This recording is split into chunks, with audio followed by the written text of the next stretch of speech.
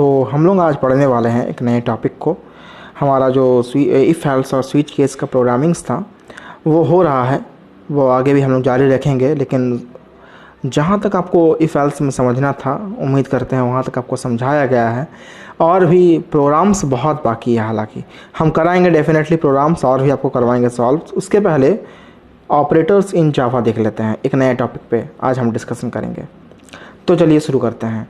Operators in Java, definition क्या है operator का, पहले ये देख लिया जाए, ठीक है। तो operators are the signs and symbols used to specify the operation to be performed in a Java expression और स्टेटमेंट। मतलब क्या है इतने लंबे चौड़े स्टेटमेंट का, माने समझते हैं पहले। ऑपरेटर्स वो साइंस और वो सिंबल्स होते हैं जो हम लोग यूज़ करते हैं इस बात को बताने के लिए कि जावा में हम किस तरह के ऑपरेशन को अंजाम देने वाले हैं। यानी कि अगर कहीं लिखा गया है a प्लस बी, इसका मतलब क्या होगा कि हम a में जो वैल्यू है और b में जो वैल्यू है उसको हम ऐड करके रिजल्ट निकालने वाले हैं। बात क्लियर हुआ। तो ऑपरेटर्स एक साइन या सिंबल होते हैं जिसका इस्तेमाल किया जाता है किसी भी पर्टिकुलर ऑपरेशन को अंजाम देने के लिए जावा में, ठीक है। चलिए बढ़ते हैं आगे। तो ऑपरेटर्स के बहुत सारे टाइप्स हैं, उनमें से सबसे पहला टाइप हम लोग पढ़ने वाले हैं अभी, अरिथमेटिकल ऑपरेटर्स। सबसे पहला टाइप है ये, हालांकि यही एक टाइप है ऐसा नहीं है, और भी कई टाइप्स हैं, लेकिन हम लोग फिलहाल पढ़ेंगे अरिथमेटिकल ऑपरेटर्स।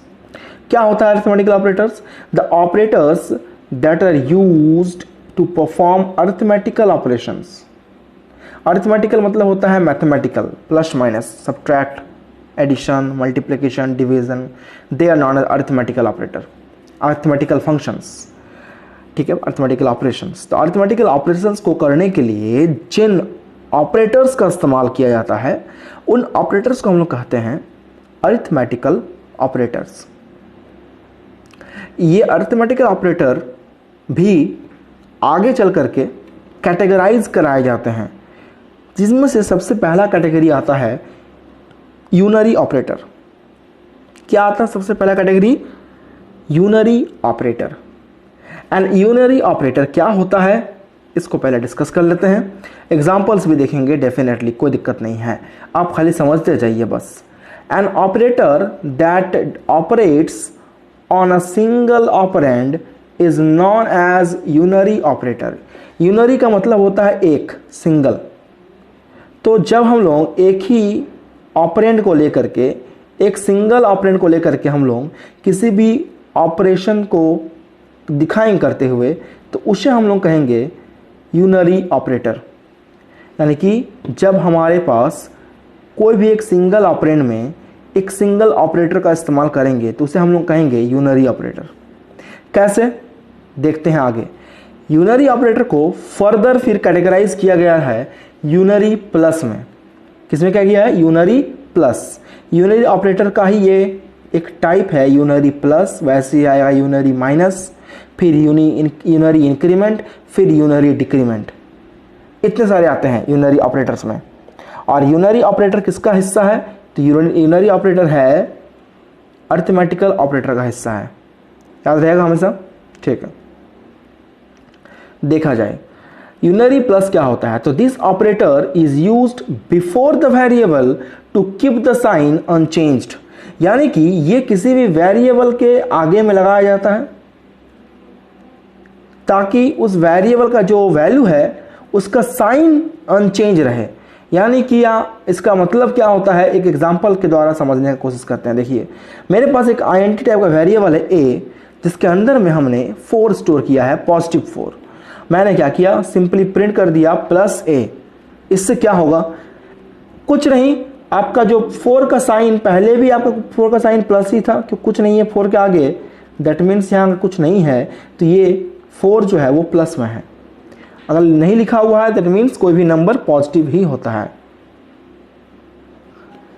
तो हमने क्या किया, प्लस a लिखा। इससे क्या होगा, इससे हमारा जो 4 का साइन है देखो वो वही रहा। प्लस a का मतलब क्या हो गया कि साइन जो 4 के आगे में प्लस का था वही रहा। मैं इसका एक एग्जांपल देख लूं, INT b is equal to -4, और हमने क्या प्रिंट किया, system dot out dot print plus b। इससे क्या लॉस हो रहा है या क्या फ़ायदा हो रहा है, क्या आउटपुट मिल रहा है देख लो। b का वैल्यू हम लोगों का, b का वैल्यू का पहले प्लस है और b का वैल्यू हम लोगों का है -4, तो प्लस और माइनस कितना हो जाएगा माइनस। तो हम लोगों का अल्टीमेटली जो साइन था देखो माइनस में था और अभी भी माइनस में ही बरकरार है। ये हो गया यूनरी प्लस का काम। वैसा ही यूनरी माइनस भी आएगा। यूनरी माइनस क्या होता है भाई, तो ऑब्वियस सी बात है, जिस तरह से हम लोग बात किए थे यूनरी प्लस में किसी भी ऑपरेटर के पहले यूज़ करते हैं, वैसे यूनरी माइनस जो होगा ये भी किसी न किसी ऑपरेटर के पहले ही इस्तेमाल किया जाएगा। सही बात है, यहाँ तक कोई दिक्कत ही नहीं है। अब दिक्कत आगे होगा, देखो क्या है यहाँ पर हम लोगों का int a = 6 और लिखे हैं -a। तो चलो ये माइनस बाहर में लिख दिया और a का वैल्यू कितना है 6 है, तो क्या हो जाएगा -6 हो गया। a का वैल्यू हमारा पहले +6 था, अब हमारा a का वैल्यू कितना हो गया -6 हो गया। तो वैल्यू जो हो गया वो चेंज हुआ। आप बोलोगे सर हो गया। इसमें एग्जांपल देखते हैं। b का वैल्यू -3 है, b का वैल्यू -3 है, तो इस b का वैल्यू यहां बैठाओ।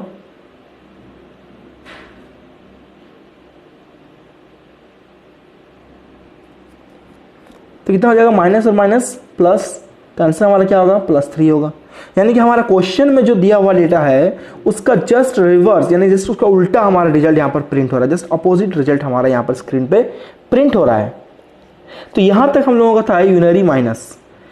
यूनरी ऑपरेटर हमको समझ में आया, हमने देखा यूनरी प्लस के बारे में, यूनरी प्लस कैसे काम करता है हमने देख लिया।